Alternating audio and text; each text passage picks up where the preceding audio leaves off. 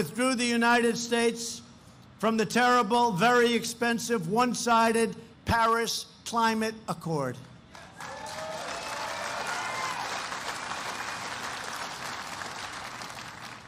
You just take a look at Paris. The president's a friend of mine. Sometimes I'll call him up. How's it doing over there? How are you doing in Paris? Not so good. Not so good. The yellow vests. And you know, that was all about the Accord. Because they were charging people tremendous amounts of money and sending that money all over the world to countries that they never heard of, and the people got tired of it.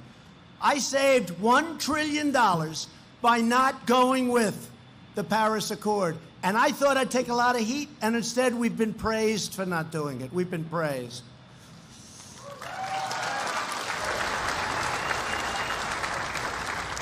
The Paris Accord was an agreement that would have shut down clean energy production in America while allowing top foreign polluters to do whatever the hell they wanted. It was a restriction on America. It was almost made to hold us back, and nothing's holding us back. No longer will we allow other countries to tie America's hands and take America's jobs and hurt America's energy. And we're replacing the EPA, Environmental Protection Agencies, for those who don't know that sound, EPA. We're taking their job-killing Clean Power Plan. It's got a beautiful title. That's where it ends.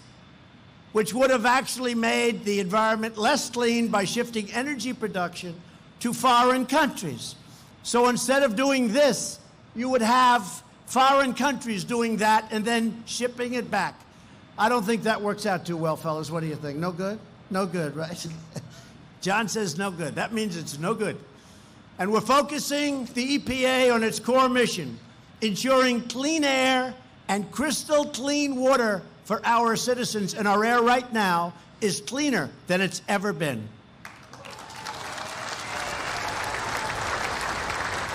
And one of the things I told to Bill and Steve and John coming over, we're in the Beast. We traveled in the Beast. I think it's the world's most expensive army tank, right? The windows, the walls. But they said, sir, we'd love to have John Kennedy saying, whatever you could do, I-10 bridge. You know the I-10 bridge?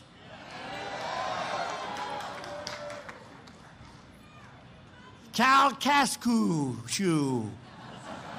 But I like I-10 much better. Can we go by I-10? Do you mind? Okay. You know, you've been saying that word your whole lives. Me? I just heard it about 20 minutes ago. So the I-10 bridge, and I say this, and I give you this commitment, and I can't play with these three. Steve, John, Bill, everybody sitting here. If we win this election, which is just 16 months away, we're giving you a brand new I-10 bridge.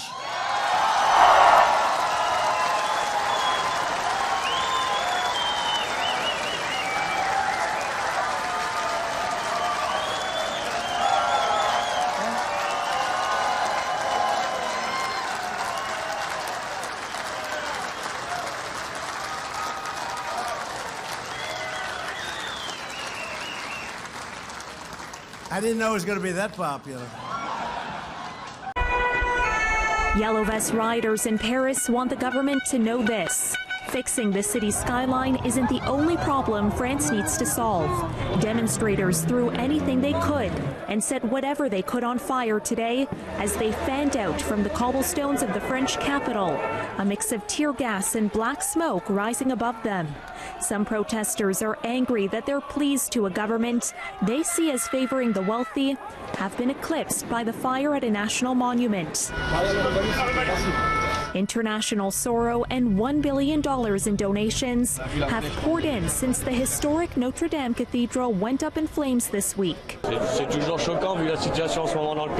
This protester said it's shocking how France's elite has donated huge sums of money to renovate stones when humans are struggling to make ends meet. This sign said, "I am out on the street to avoid living on the street tomorrow." Tens of thousands of police were deployed around Paris and other French cities on the 23rd straight weekend of Yellow Vest protests. but marches were banned near the fire-ravaged Notre Dame. The Yellow Vest protests started last year over a hike in fuel taxes and the high cost of living, but soon morphed into a broader movement against Emmanuel Macron, a president they say is out of touch with the problems of the poor.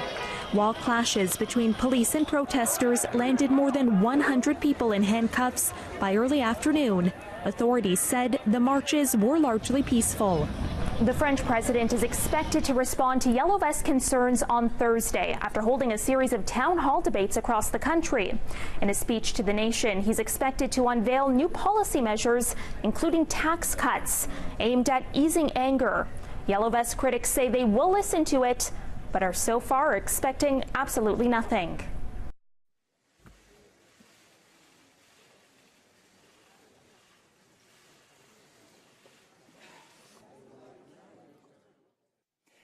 Et il me semble que la meilleure orientation pour répondre aux besoins de justice fiscale n'est pas d'augmenter les impôts de tel ou tel, non, mais plutôt de baisser les impôts du maximum de nos concitoyens, en particulier de toutes celles et ceux qui travaillent, et au premier chef des classes moyennes.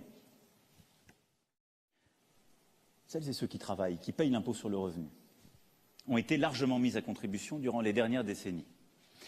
Je serai donc simple, je ne veux pas de hausse d'impôts, et je veux des baisses pour ceux qui travaillent, en réduisant significativement l'impôt sur le revenu. Combien c'est au gouvernement de définir le quantum. Il me semble que si on arrive à baisser, en plus de ce qui a déjà été fait et prévu d'environ 5 milliards l'impôt sur le revenu, ce sera un geste significatif pour l'ensemble de ceux qui contribuent. You know what? You want to know something? You want to know something? We always win.